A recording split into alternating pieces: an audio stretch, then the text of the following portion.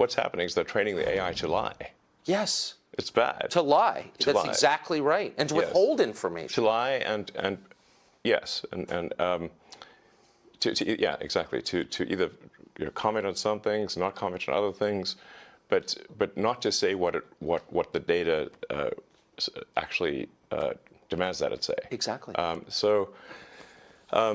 How did it get this way? I thought you funded it at the beginning. What happened? Yeah, well, that'll be ironic. But the most ironic outcome is the most likely, it seems. I'm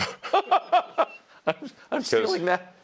That's good. That's actually a friend of mine, Jonah, who came up with that one. I actually have a slight variant on that, which is the most entertaining outcome is the most likely. But that's entertaining as viewed from a third-party viewer. Right. Like, so if we're like an alien TV from on show. High. Yes. Yeah. Like you could go see a movie about World War I and they're being blown to bits and gassed and everything in the trenches, and it's like you're eating popcorn and having a soda. It's fine. Not so great for the people in the movie. True. This sort of Occam's razor, the simplest explanation is most likely. Jonah's variant, which is irony, and then my variant, which is the most entertaining as seen by a third-party audience, which seems to be mostly true. But it seems true in this case. So you gave them, did you give them a lot? I came up with the name and the concept and had a number of dinners around the Bay Area with some of the people, the leading figures in AI. And I helped recruit the initial team. In fact, the Ilya Sutskever, who was really quite fundamental to the success of OpenAI, I put a tremendous amount of effort into recruiting Ilya, and he changed his mind a few times and ultimately decided to go with OpenAI. But if he had not gone with OpenAI would not have succeeded. I really put a lot of effort into creating this organization to serve as a counterweight to Google. And then I kind of took my eye off the ball, I guess, and they are now closed source, and they are obviously for profit, and they're closely allied with Microsoft. In effect, Microsoft has a very strong say, if not directly controls OpenAI at this point.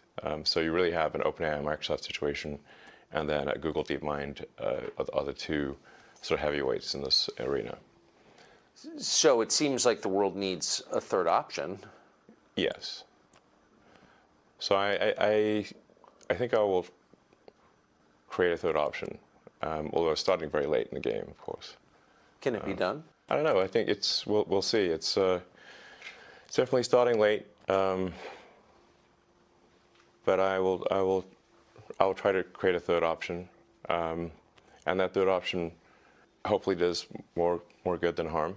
Like the intention with OpenAI was obviously to do good, but it's not clear whether it's actually doing good or whether it's. I can't tell at this point, except that I'm worried about the fact that it's being trained to be politically correct, which is simply another way of being saying untruthful things. Yes. So that's a bad sign.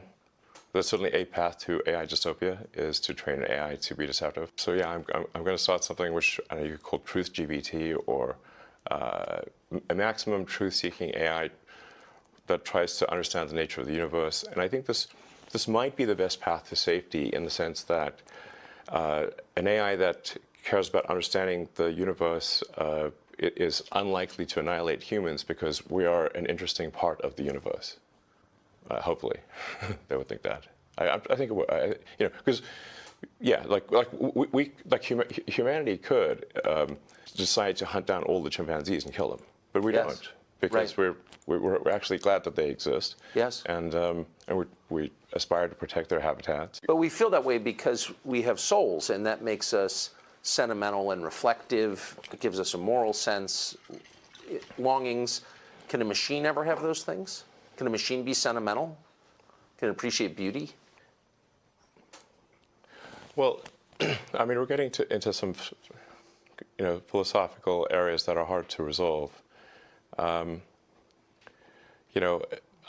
take somewhat of a scientific view of things, which is that we might have a soul or we might not have a soul. I don't know.